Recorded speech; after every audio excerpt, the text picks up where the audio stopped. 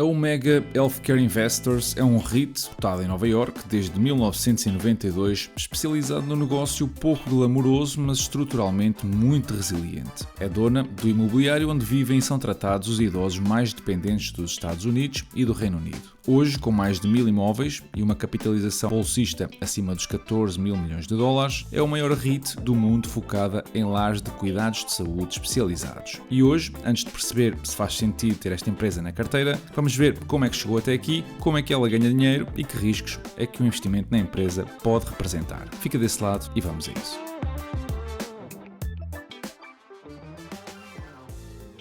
A história da Omega começa em 92, um ano em que a empresa entrou em bolsa em Maryland com um punhado de imóveis e uma ideia muito simples. Os lares de cuidados especializados precisavam de capital para crescer, mas não precisam necessariamente de o ter no próprio balanço. É mais eficiente arrendar o edifício a longo prazo e libertar esse capital para cuidar dos pacientes. E a trajetória da Omega começa com a chegada de Taylor Pickett à liderança executiva, um mandato de 25 anos que agora está a terminar. Quando Pickett assumiu o comando, a Omega tinha 258 propriedades e cerca de 60 milhões de dólares de capitalização de mercado. Hoje a empresa tem mais de 1100 imóveis com uma capitalização superior a 15 mil milhões de dólares e gerou, ao longo deste período, um retorno para o acionista superior a 10.000%, o melhor registro de qualquer REIT cotado em bolsa neste período. Este é um tipo de número que claramente só se constrói com décadas de disciplina na alocação de capital e explica em boa parte porque é que a Omega goza hoje em dia de um perfil de crédito com grau de investimento. A questão é que esta fase está agora a fechar-se. Pickett vai reformar-se este ano e vai sair também do Conselho de Administração. Com ele vai também o diretor financeiro, sendo que ambos vão ser substituídos por pessoas que já estavam na empresa. É uma sucessão totalmente interna e longamente preparada, o que reduz aqui o risco de ruptura estratégica, mas continua a ser uma mudança relevante porque foram na prática duas pessoas que definiram a cultura financeira da empresa durante 25 anos.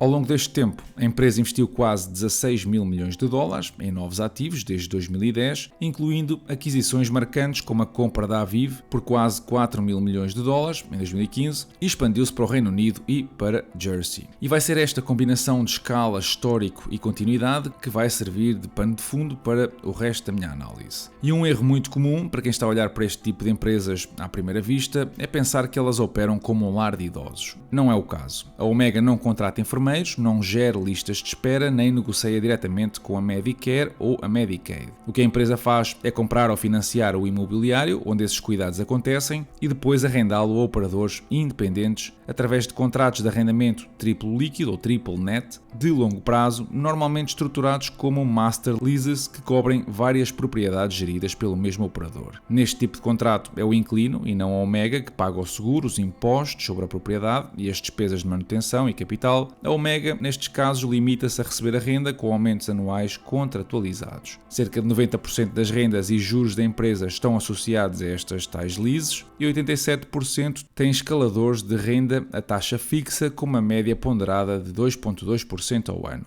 Não é um motor de crescimento espetacular, claramente, mas é previsível e a previsibilidade é precisamente o que torna um modelo atraente para quem procura um rendimento estável. A composição da receita reflete bem esta lógica de senhorio puro. 85% da receita vem de rendas de propriedade, 10% de juros sobre empréstimos hipotecários, que a Omega concede a alguns dos seus operadores, e 4% de juros sobre outro tipo de financiamentos, sendo que de tudo isto apenas 1% da receita provém de participações ou entidades não consolidadas como as joint ventures que a empresa tem vindo a montar com outros operadores como a Saber Healthcare. Em termos de tipos de ativos, 60% da carteira está investido em lares de cuidados especializados e cuidados transitórios e os restantes 40% em habitação sénior, sobretudo residências assistidas. Vale a pena olhar também para o que se passa dentro de cada edifício, porque é aí que mora o verdadeiro motor do risco do negócio. Em média, cada lar da carteira da Omega tem cerca de 100 camas, uma taxa de ocupação de quase 83% e recebe metade da receita da Medicaid, sendo que também um quarto vem da Medicare e o resto de pagamentos de privados ou de outras fontes. A Omega não fatura diretamente aos diferentes sistemas de saúde americanos, Medicaid e Medicare, mas a capacidade dos inquilinos pagarem a renda depende inteiramente da saúde financeira desses dois programas públicos. E vai ser essa dependência, algo indireta, mas muito real, que vai atravessar praticamente todo o episódio. E para perceber por que razão é que um negócio deste género continua a crescer, é preciso situar os lares de cuidados especializados dentro do contínuo de cuidados de saúde. Numa ponta temos os cuidados hospitalares agudos, que são caríssimos. Na outra,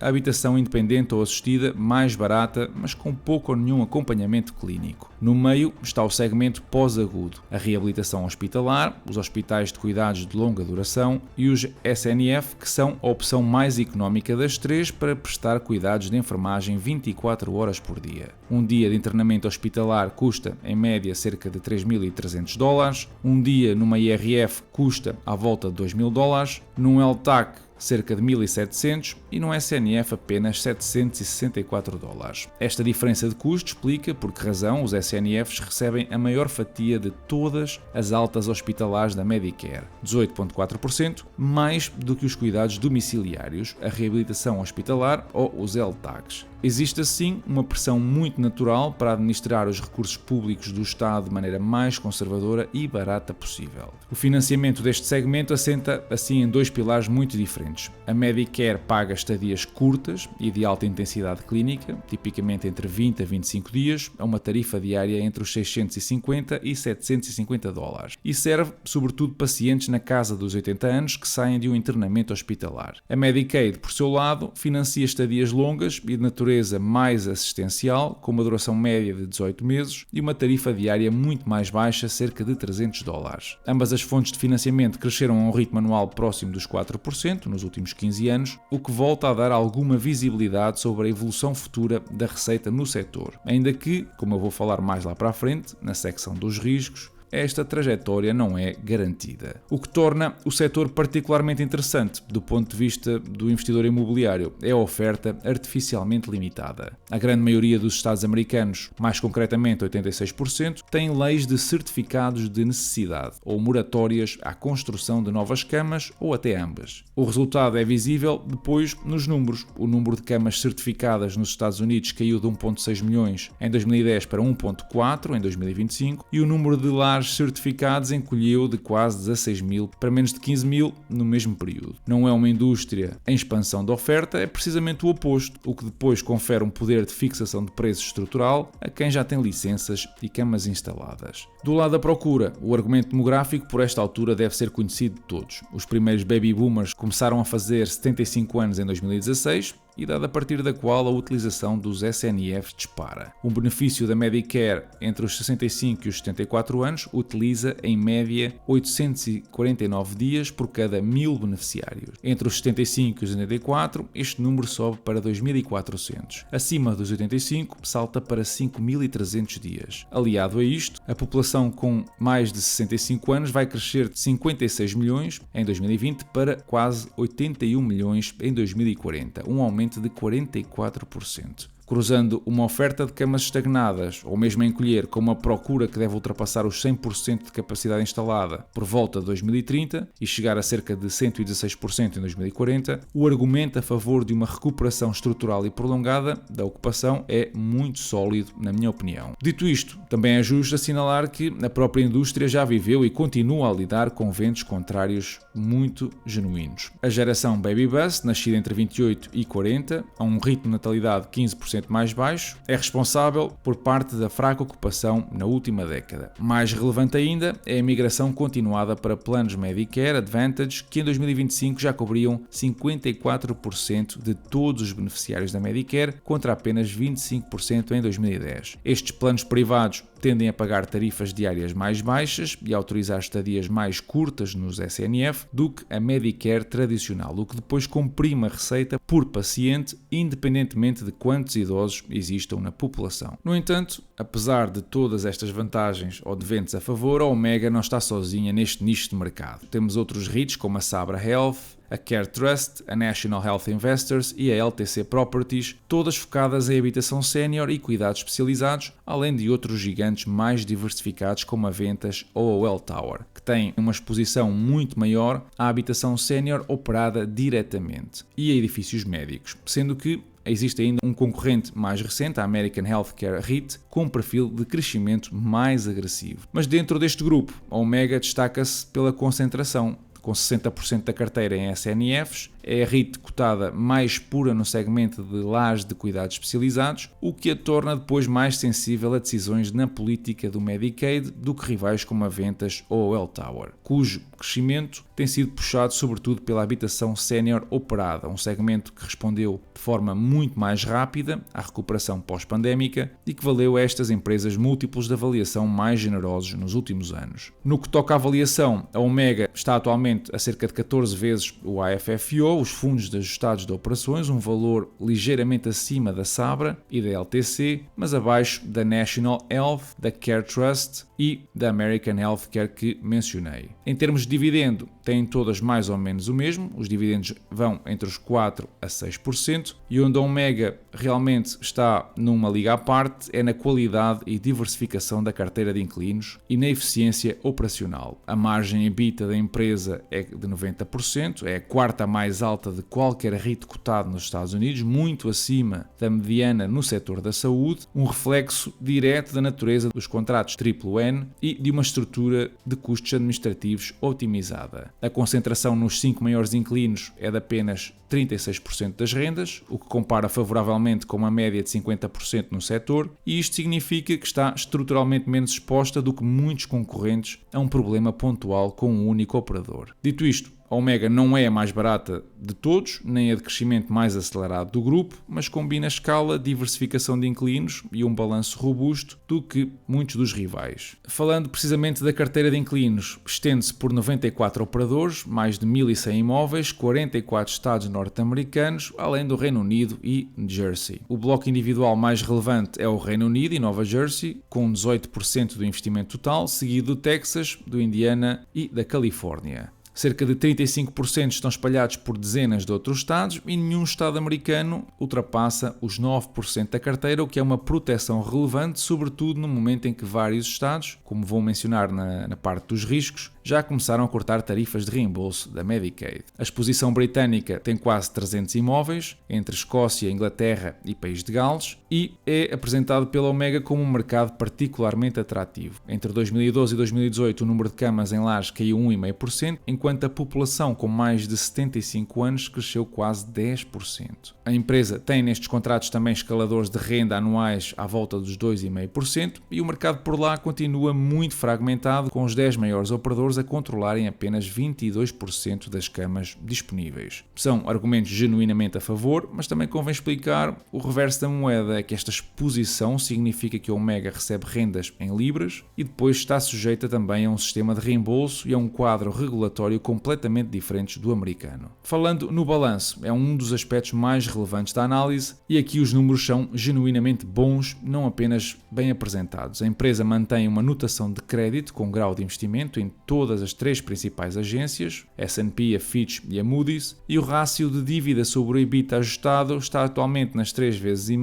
bem abaixo do intervalo que a empresa espera poder atingir entre as 4 e as 5 vezes, e ainda abaixo também daquilo que foi o pico registado em 21 e 2022. A cobertura dos encargos fixos é também elevada, cerca de 6 vezes, e melhorou substancialmente face ao valor de 2023. A liquidez, essa não é apenas uma promessa, a empresa tem uma linha de crédito rotativa de 2,3 mil milhões de dólares, dos quais 1,6 ainda estão disponíveis. Cerca de 90% da dívida foi emitida a taxa fixa, não existem vencimentos este ano e o calendário de maturidades está bem escalonado até 2033, com montantes anuais entre os 500 e os 700 milhões de dólares. Não tem qualquer ativo imobiliário onerado e o rácio da dívida financiada sobre o valor total dos ativos ronda os 37%. A nível de crescimento histórico, a receita das operações passou de 179 milhões em 2009 para quase 1.200 milhões no ano passado, uma taxa anual de crescimento de 12,6%. O EBITDA seguiu um caminho semelhante, com um crescimento anual de quase 13%, e os fluxos ajustados das operações, os AFFOs, cresceram a uma taxa composta de 13,6% até aos 950 milhões. Vale a pena notar que este crescimento não foi linear, Houve aqui um período de estagnação ou mesmo um ligeiro recuo entre 2020 e 2023, refletindo o impacto da pandemia na ocupação e nas reestruturações de alguns operadores em dificuldades. Os rácios de distribuição de dividendos são prudentes, mas há também que prestar atenção, apesar dos AFFO terem crescido, o dividendo continua estagnado há 5 anos. Por um lado, isto é positivo porque demonstra uma gestão prudente do capital, mas por outro, significa que o rendimento nominal de quem investe está estagnado há anos, o que de alguma forma contraria aqui o pilar estratégico que a própria empresa apresenta como um crescimento sólido e contínuo do dividendo. Visto isto, falando agora do futuro, o maior catalisador para a Omega nos próximos anos não depende de nenhuma decisão de gestão, é puramente demográfico. O crescimento de 44% projetado na população com 65 anos ou mais até 2040 e concentrado sobretudo nos intervalos de 75 ou 85 anos ou mais, é uma maré que a empresa não precisa de criar, apenas de apanhar a onda. Combinada com uma oferta de camas estruturalmente limitada, por leis de certificado de necessidade, em 86% dos estados, esta dinâmica aponta para uma recuperação da ocupação sustentada durante a próxima década, com estimativas da indústria a apontar para uma procura acima dos 100% da capacidade instalada já por volta de 2030. Do lado da consolidação, o argumento é também ele simples. Mesmo sendo a maior proprietária isolada de SNFs nos Estados Unidos, a Omega tem apenas 5% do mercado altamente fragmentado, o que deixa um espaço enorme para continuar a comprar ativos de pequenos operadores familiares a preços atrativos, financiados por um custo de capital mais baixo do que a concorrência. A própria gestão assume esse objetivo em duplicar o tamanho do REIT nos próximos anos, sendo que 70% de todo o investimento feito nos últimos 5 anos foi canalizado para operadores com quem a Omega já trabalhava. Uma forma de crescer com menos risco, em vez de apostar em contrapartes completamente novas. Vale ainda a pena mencionar aqui um desenvolvimento mais recente e menos consolidado na narrativa oficial. Há sinais de que a Omega está a testar uma maior exposição operacional à habitação sénior, através de estruturas como a Ridia ou a Shop, em que o REIT participa mais diretamente no desempenho operacional dos imóveis. Isto pode ser uma fonte adicional de crescimento, na medida em que capta uma maior fatia do upside operacional, mas muda também o perfil de risco da empresa, aproximando-a mais de uma operadora, como um Welltower ou um Ventas, do que um senhorio puro. Uma transição que vai valer a pena acompanhar com atenção nos próximos tempos. No entanto, estes catalisadores são todos muito interessantes, mas o problema surge quando olhamos para a evolução dos fundos de operação ajustados por ação na última década. E é preciso entender a causa pela qual a empresa retrocedeu nesta métrica. Ao ler os relatórios anuais, eu percebi que isto se deve sobretudo a 2 eventos de créditos reais. Entre 2017 e 2019, a Omega teve de gerir o colapso da Oriana Health Systems com reposicionamento de ativos, imparidades e perda de renda associada, exatamente o tipo de coisa que a apresentação da empresa despacha como um risco gerível, mas que teve um custo concreto nos AFFOs durante vários anos. Depois,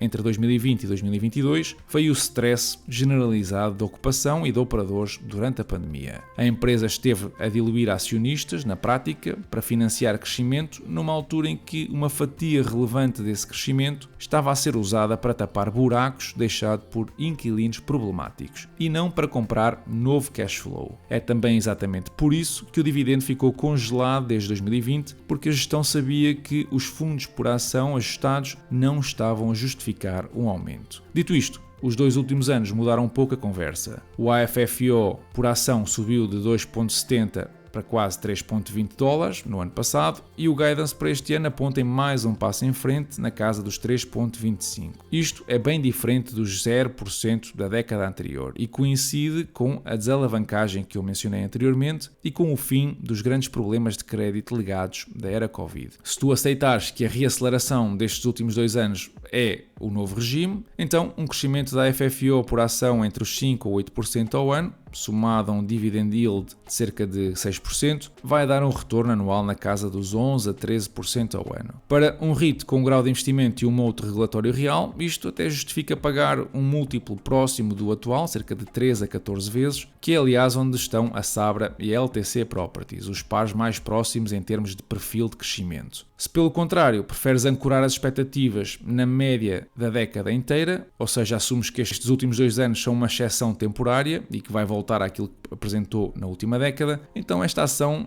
torna-se na prática um proxy obrigacionista. O retorno virá quase todo do yield ou do dividendo, não do crescimento. E nesse cenário, pagar 14 vezes já não tem grande margem de segurança face a um dividendo de 6%, pelo que faria sentido exigir um múltiplo mais próximo das 11 a 12 vezes que a ação chegou a negociar durante o ponto mais baixo do ciclo em 2023 e 2024. Eu, na minha projeção dos AFFO, estou a usar crescimentos de 3%, pelo que o valor intrínseco ficaria na casa dos $59 por ação. Estou também a usar um desconto a uma valorização anual esperada de 8%, que se vocês quiserem algo mais em linha com a mediana do mercado, os 10% ao ano, já teriam de comprar a ação a valores inferiores a $42.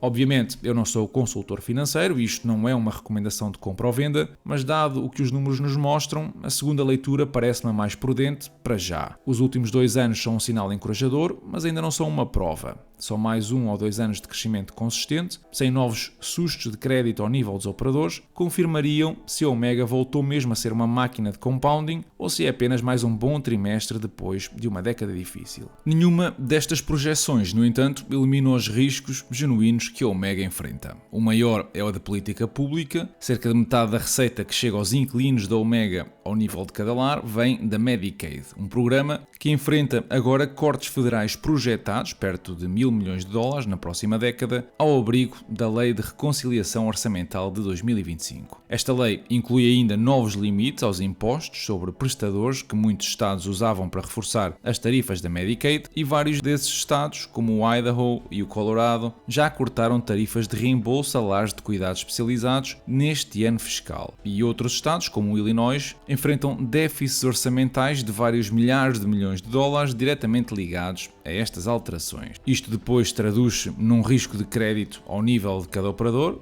e não apenas na teoria. A Pax Group, um dos inquilinos da Omega responsável por 5% das rendas, foi alvo de um relatório da firma de investigação, a Hindenburg Research, que alegava fraude na faturação à Medicare, seguido de uma investigação federal e de uma ação coletiva de acionistas contra a própria Pax. A Omega aqui não é acusada de qualquer irregularidade, é claro, mas o episódio serve como um lembrete muito concreto de que a aposta e a investigação sobre operadores qualificados não eliminam o risco de um inquilino específico entrar em crise, sobretudo numa indústria que opera com margens muito finas e regras de reembolso muito complexas. A migração continuada para os planos de Medicare Advantage continua a ser um vento contrário, estrutural, para a duração média das estadias e receita por paciente, e a própria transição na liderança, ainda que interna e bem preparada, também não vem ajudar à festa. Dito isto, e para fechar, apesar da Omega Healthcare ser um REIT muito sólido, bem gerido, protegido por barreiras regulatórias reais, um balanço muito mais robusto do que há poucos anos atrás e uma maré demográfica que joga a favor da empresa, o historial recente do crescimento dos fundos de operação ajustados foi, na melhor das hipóteses, medíocre. É verdade que estava penalizado por 2 episódios de créditos genuínos e por uma diluição acionista quase constante, mas nestes últimos 2 anos começou a mostrar sinais convincentes de reaceleração. No entanto, eu gostaria de conhecer a tua opinião sobre esta empresa, assim que passa pela caixa de comentários e partilha o teu bitite. Esta foi uma semana negativa para os principais mercados mundiais, com Bélgica e Reino Unido a serem as poucas exceções a fecharem acima da linha d'água. Pelo lado negativo, os mercados asiáticos, como o Japão e a China à cabeça, tiveram uma semana para esquecer com perdas entre os 6% e 8%. No que toca a notícias, a Trade Republic decidiu abrir uma sucursal em Portugal e atirar uma taxa de juros de 3% para os aforradores, declarando assim